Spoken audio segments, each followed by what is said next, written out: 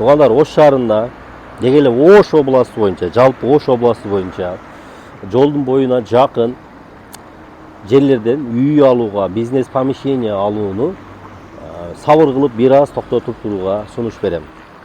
Себеп дегенде башка аймактарда кандай билбейм. Именно Ош областында азыр ушундай рейдтер жүрүп атат. Баягы мамлекеттин жерин басып кызыл линияга чейин чыгып кеткендер. Бизде өзүңүздөр жакшы билесиздер, аябагандай көп. Убагында мурдагы бийликтин учурунда коррупциялык системалар менен документтештирилип кеткендер да бар. Ошол себептен эми спорный болуп сиздерге баш оору болбосун деген максатта айтып атам. Өзүңүздөр деле мына Ош областында, Ошто райондордо жүргөндөр байкап атсаңыздар керек. Бардык жерлерге баягы линияга чыгып кеткендерге снос деп жазып кетип атат. Бул эскертүүлөр берилип атат. Ушул неме бүткөнгө чейин рейд, снос сиздерди ошол сактанып турууга чакырам. Же болбосо жакшы бир юрист, тажрыйбасы бар юристтер менен кеңешип, ошолор менен биргеликте алсаңыздар болот. Туугандар, эми алына турган үйдүн же болбосо помещениянын документи болушу толук ыктымал.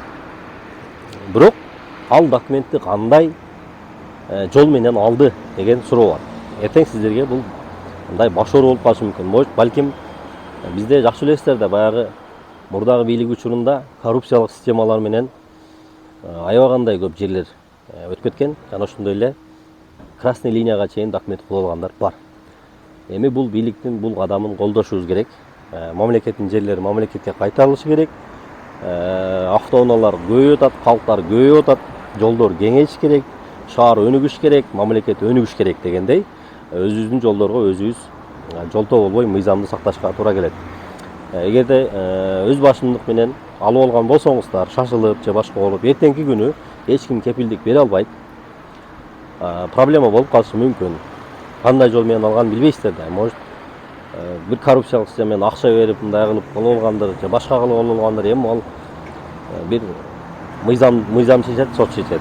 Ошондуктан ушул рейд бүткөнгө чейин бир аз сабыр кылып, айрыкча мына жолдун немелерине, жээктеринде жайгашкан бизнес помещение, үйлөр, өзүңүздөр көрүп атсаңыз, продажа объявленияларда өтө көп чыгып кетти. Продается деп элечи. Бул основном баягы жер үйлөргө тиешелүү, жер үй алгандарга, ошондой эле бизнес помещение алгандар үчүн. Ошону айтып коеюн дедим. Туугандар, бизде өзүңүздөр байкап көрүп аткандай эле өтө көп аферисттер өтө көп. Аферисттер эмнеге көп десеңиздер, себеп дегенде бизде ишенчек адамдар көп. Ошон үчүн көп да. Биз ишенебиз, аферисттердин баягындай чогулуп алган топтору көбөйө берет да. Кече интернетте баягы дуу болуп жарылды, биткоин деген окшогондор 2,5 миллион долларга чейин элдин акчасын алдап. Эми адамдар деле кээ бир адамдар бар экен да, ушундай кызыкчы, миллиондогон акчаны алып келип, кол сүйлөп койсо, не кылат экен, берип кое берет экен. Ошондуктан мыйзам талаасында, мыйзамдын негизинде, мыйзамды сыйлап,